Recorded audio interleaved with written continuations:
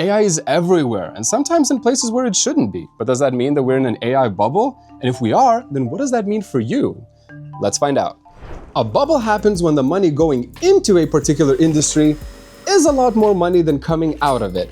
But for some reason, be it hype or fear, everyone collectively decides to just ignore that gap. The dot-com bubble is a perfect example of this. This is fine.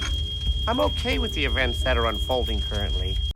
Back in the 90s, the internet was brand new. Similarly to AI, people were excited about what it could do and what this could mean for the business world. Investors starting money at anything they could with a .com in its name.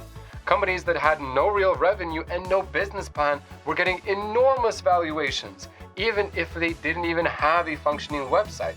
Why? Because they were internet companies. And every investor was fighting to get into the industry. Now people are asking the same question. Is AI just the new .com? In 2026, the 4 biggest tech companies, that's Amazon, Google, Meta, and Microsoft, are going to spend about $650 billion upgrading their AI infrastructure. More money than the whole GDP of Sweden. Meanwhile, customers are only spending a small fraction of that on AI services, about $12 billion per year. But I'm not 100% convinced it will turn into an AI bubble. I mean, as the whole tech industry starts to shift, are we really doomed to a huge burst? Or will it be more like a deflating balloon?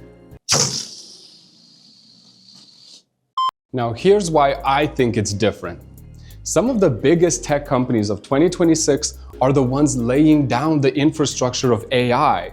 Nvidia and Google are the most profitable companies in history, and they're being funded from their own profits, not loans. This is the biggest difference between AI and the pure speculation of the internet boom.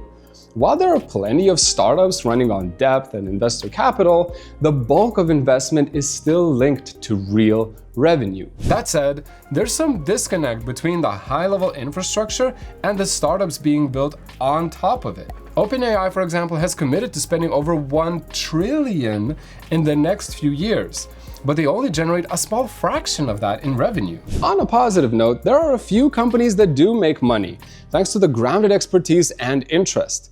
Startups like Cursor that still have that massive valuation, but they also earn money and provide a use case for that specific audience.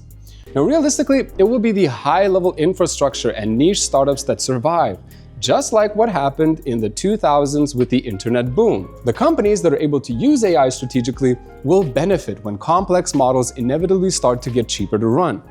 That's the correction we're all waiting for, when AI goes from being a hyped-up buzzword to just another part of the workflow.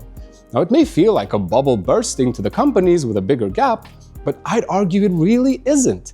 Now, what does this matter to you anyways? To me, the lesson here is that AI isn't magic. It's given us a chance to enhance what we're doing, not replace our entire thought process. As a content creator, AI helps me speed up the research and drafting process.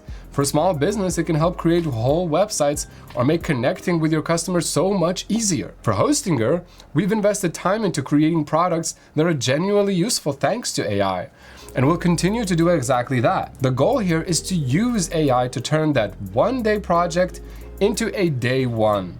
Not turn everything into AI just because it sounds cool. The bubble, whether it pops, deflates, or keeps growing, won't take the technology with it. AI is so universal that there's no real going back now. The bubble is going to take the companies that couldn't turn their spending into results, but the tools will still be around, and so will you. Now, the real question is whether you're going to learn to use them well, or let them run away with you. Personally, I've been using it for months, and I've created some really cool things. Now, if you want to learn how to do that yourself, then check out these videos on our channel. Thanks for watching, and I'll see you later.